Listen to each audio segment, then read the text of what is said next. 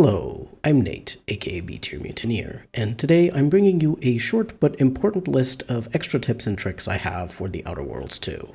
This is extra information about your character, gear stats, crafting, items you could miss that I didn't mention in my beginner's guide, and so on. I'm adding timestamps for every section, so feel free to skip to a certain part of the video if you have something in particular you're interested in. Before we get into the list, I'll take a moment to say a special thank you to my members. I appreciate all of you so much, and your support allows me to keep going. Joining as a member would help the channel a lot, but of course, only do so if you want to and if you can afford it. I am always grateful even if you just like the video if you enjoyed it, and maybe leave a comment. Starting with tips related to your character and leveling up, your max player level is 30 and the maximum level a skill can reach is 20. You only get 2 skill points per level up though, so at most you'll be able to max out 2 skills, maybe 3 if you exclusively put points in those 3 skills and nothing else. However, it's not necessary to max out a skill. The only reason you'd want a skill at 20 is if you want to unlock a high level perk associated with it that has that requirement. But frankly, most of these perks aren't all that impressive, so only build towards them if you think they're worth it for you. Otherwise, most skill checks in the late game tend to require 14, 15 in a skill, as far as I'm aware, so if you want to have multiple skills that are in a good spot for both combat and dialogue checks or world interactions, you could bring up 4 different skills to level 15 instead of only maxing out 2 or 3. Or you can max out 1 or 2 skills and invest a few points into other skills for good low-level perks. I've already mentioned some good perks in my beginner's guide, so I won't list them all again, but I will say something that bears repeating. Just because you gain a perk point doesn't mean you have to immediately use it. If you're missing a few skill levels for a perk that fits your build, just wait until you level up again to get your skill up and unlock that good perk. Since you only have a total of 15 perk points, you shouldn't waste points on shitty perks just because they're available. Only unlock the ones that are actually useful for your build and playstyle. However, there is one perk in particular that I want to highlight because it's so completely overpowered, so much better than I originally thought. If you want to get better loot more easily and also have more options to explore areas, I highly recommend putting 1 point in the lockpick skill so you can get the pickpocket perk. At first I thought there were pickpocket difficulty checks that would require a higher lockpick or sneak skill, but no. You can pickpocket literally any NPC as long as they don't detect you, even if you just have that 1 single point in lockpick. So even if you don't want to invest further in lockpicking, being able to pickpocket people means you can steal their keycards that will let you access special rooms or locked containers. Like for example, pickpocketing Minister Silverstreet and Officer Carr in Fairfield lets you loot their special containers in town, which have very nice items. If you want to try out the special build idea I mentioned in my beginner's guide, which is combining the dumb negative trait with the easily distracted flaw, you can get 7 skills up to level 11 or 12, since dumb blocks 5 out of the 12 skills at level 0, and easily distracted gives you an extra skill point per level up, but forces you to level up your skills equally. This strategy will allow you to succeed at most skill checks as long as you do a lot of side content to level up your character to max quickly. However, you won't be able to succeed at the super high skill checks that require more than 11-12, which are found in the second half of the game. But it's definitely a viable strategy as long as you know which skills, perks, and traits to choose. I'll make a build guide for this more balanced jack-of-most-trades approach, but I have to first find out exactly which combination of skills, traits, and perks is best for the build. Feel free to experiment with this build idea though, because so far I've been having a lot of fun with it. Moving on to tips about crafting. First and foremost, buy crafting recipes for ammo and grenades if you're using guns or explosives respectively, because it's much cheaper to craft ammo than buy it. You can find these recipes at merchants and vending machines, so check out all the vendors and buy any ammo or grenade recipes you find. Crafting will be even more effective if you have the innovative trait, which gives you double the ammo for the same materials, but even without, it's still cheaper to craft ammo, grenades, and inhaler charges instead of buying them. To craft things, you will need materials. You will find a lot of them as loot, especially if you explore a lot and if you have the treasure hunter perk that adds extra items to containers. But you can also break down junk items or useless pieces of gear to obtain more materials. A lot of items you loot will have very low sell value, so it's far better to break them down. Here are some of the best items to break down based on the most important materials. Crude biomass is needed for crafting biomass canisters, the ammo for corrosive weapons, biomass grenades, and charges for your medical inhaler. Most creature parts will give you crude biomass, but the best creature parts to break down are the ones that give you two crafting materials, biomass and either cloth or a different second material. These are Raptidon hides, Arboreal Screamer hides, Sprat hides, Lucky Sprat feet, Crabble meat, and a few others you may come across later in the game. For inhaler charges, you will also need nicotine, so be sure to break down most of the cigarette packs you find.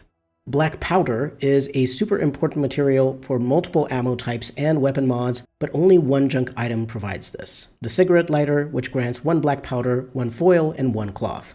So be sure to always break down cigarette lighters, don't sell them. You'll likely need even more black powder than that though, so the second thing I recommend is to break down all the cheap weapons you don't need. Most weapons are very cheap and so not worth selling. My recommendation is to break down any weapon worth less than 75 bits. Scrap metal will be something you need to use quite a lot of, especially for physical damage ammo, but this is usually not a material you need to worry about because many junk items give you scrap material if broken down. Coolant tanks, earrings, flywheels, joint actuators, and pneumatic pistons.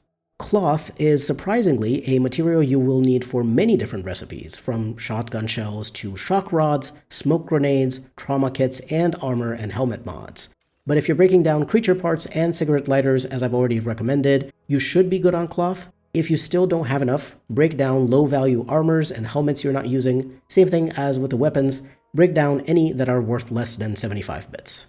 Foil is needed for shock rods, shock grenades, small plasma charges, bypass shunts, mag picks, and a bunch of mods, but it's super easy to get a lot of by just breaking down junk. Bracelets, cigarette lighters, compasses, earrings, music boxes, and necklaces all give foil, and I've also found a lot of it as loot. Plus, breaking down weapons, armors, or mods should also give you some foil. It's not usually a material you need to worry about. The uncommon crafting materials are quite a bit more rare as loot, so always break down items that give you these materials. Magnets are needed for shock rods, shock grenades, and mag picks, and the only junk item that gives you a magnet is the compass, which also gives 1 foil. If you want to use shock weapons or grenades a lot, be sure to break down all compasses, and also any weapons that deal shock damage that you aren't using. Some weapon, armor, and helmet mods that are related to shock or stun will also give magnets if broken down, so if you aren't using them, you might as well scrap them.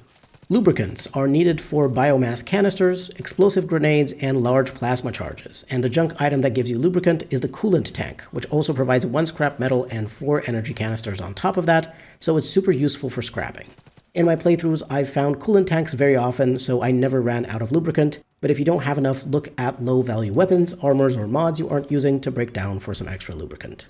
You might need ferrochromium later to craft things to do with xyranium and N-rays, or some more advanced mods. The easiest way to get a good amount of this is to break down rings and jeweled rings.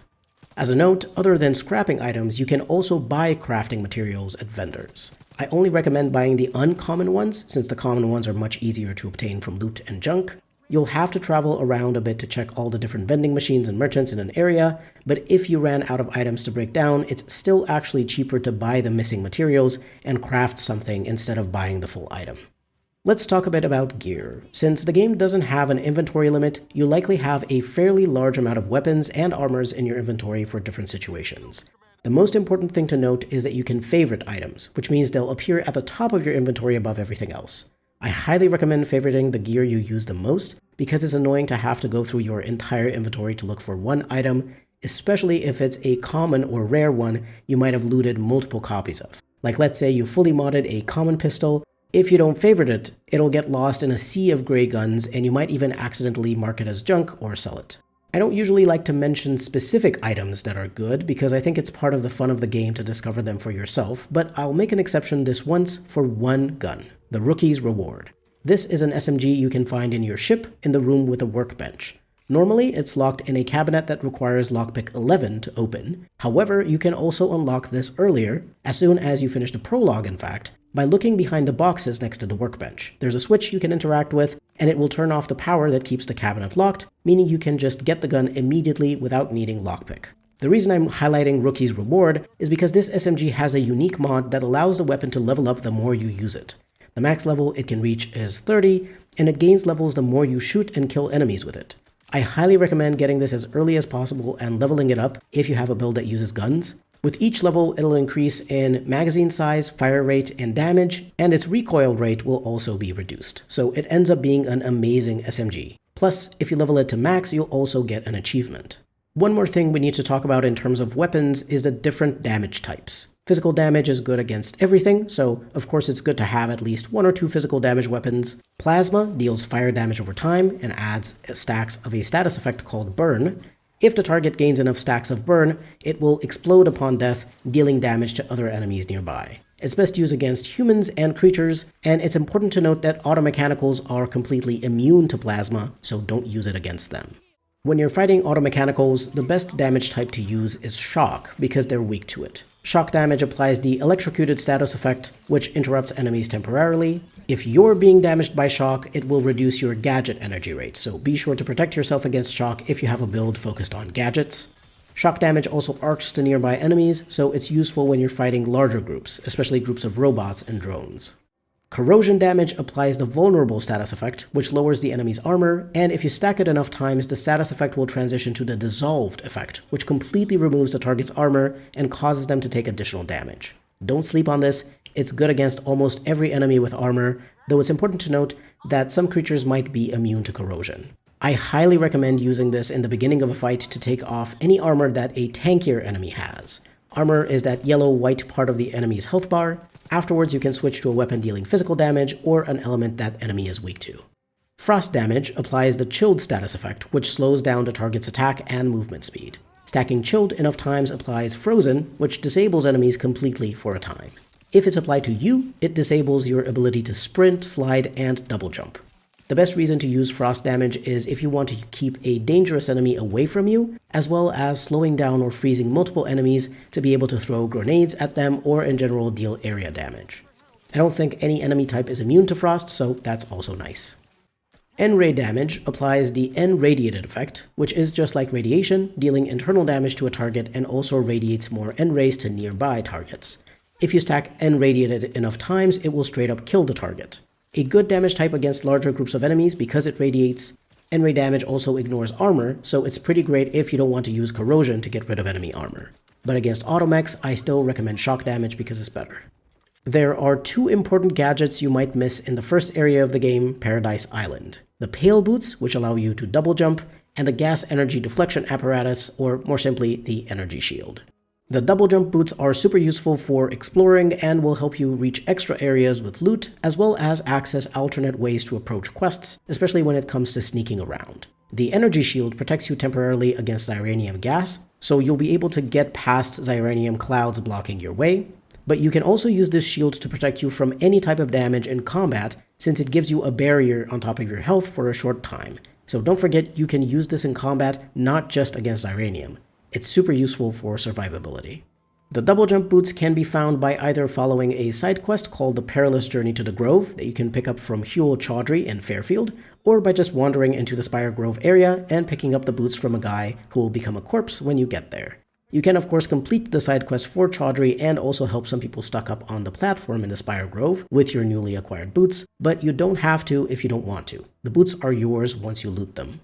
For the energy shield, you need to assist a scientist at the Automech Repair Center, which is found in the southeast of the island. You can get here by following the quest to help Officer Carr from Fairfield or by exploring. I highly recommend traveling to the Ministry of Accuracy first, because you can print an authorization card from a terminal that will allow you to enter the repair center without needing to pass any skill checks. Plus, you meet Inez there and she is one of the possible companions. After you enter the repair center, talk to Marshall Donaldson to start the quest related to the energy shield. He'll tell you to go to a scientist named Delphinia Bryant. She's the one making the gadget. She'll give you the gadget after you help her collect a few items needed to craft it. You can choose whether you want to help the engineers here or sabotage them, or even ignore their issues after you get the shield. Something else that you could easily miss are the pitchball cards. These are tiny items you can find in lots of places in the world, not just in containers, but also placed on tables, walls, hidden away in nooks, and so on.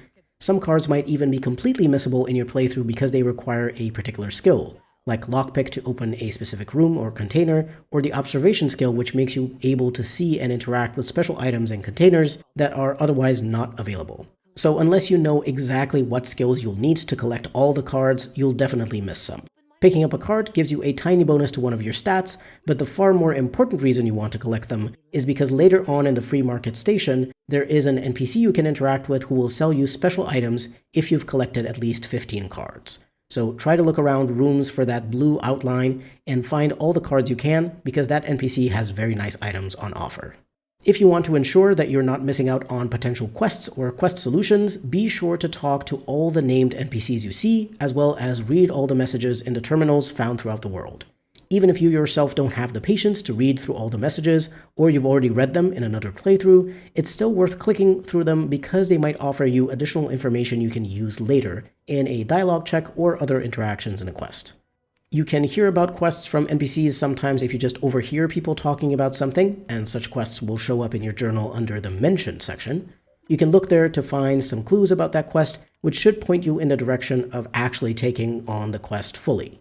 And in general, I highly recommend exploring and paying attention to your surroundings, not just for loot, but because sometimes you can also pick up a quest from a dead body, a special item, a message from one of those tablets lying around, or from a special broadcast on your wireless radio. Finally, here is something I just found out about today that I wish I knew about earlier. There is a radio menu available on PC as well, not just consoles. By default, you need to press the middle mouse button, but you could remap this to another key if it would be more comfortable. In combat, opening up this radio menu will slow down time, so it's much easier to switch between weapons, gadgets, and grenades in the middle of a fight. With that, we reach the end of the extra advice about the Outer Worlds 2 I wanted to share with you.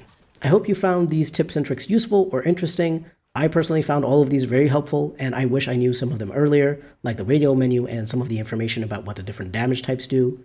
If you have other tips you found out in your playthrough you'd like to share, please do so in the comments to help other players out.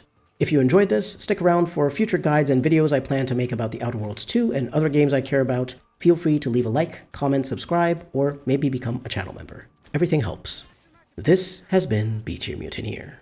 Thank you very much for watching, and I'll see you next time.